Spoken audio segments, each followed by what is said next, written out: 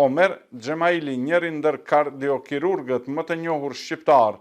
i emëruar drejtor i Klinikës Universitare të Kardiokirurgjisë në Tyri,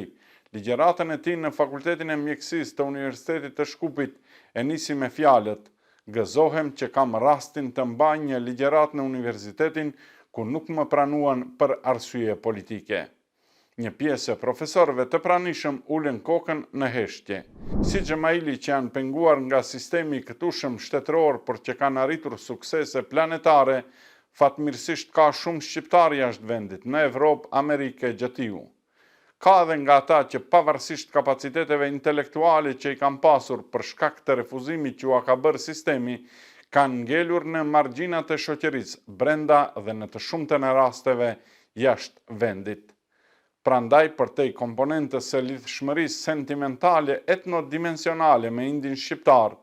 nuk është as pak fare çudi fakti që shumë pak, ndoshta nuk mbrin as sa gishtat e dorës, numri i atyre që kanë ndjekur ndeshjen e fundit për kualifikim në botëror mes Maqedonisë së Veriut dhe Danimarkës.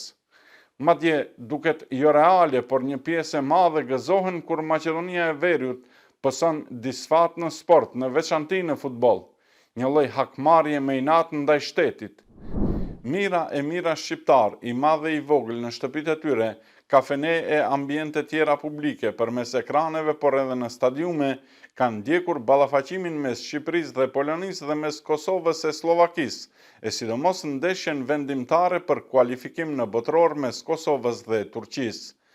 Përtej se shqiptarët kudo që jetojnë kanë një spektër të larmishëm kodues, por përbashkues identifikimi fakti i refuzimit të përfaqësuesës së Shkupit tregon më së miri qasjen e shqiptarëve të Maqedonisë së Veriut ndaj shtetit të tyre, por sidomos e përkufizon qartë qasjen e shtetit ndër vite e dekada ndaj shqiptarëve.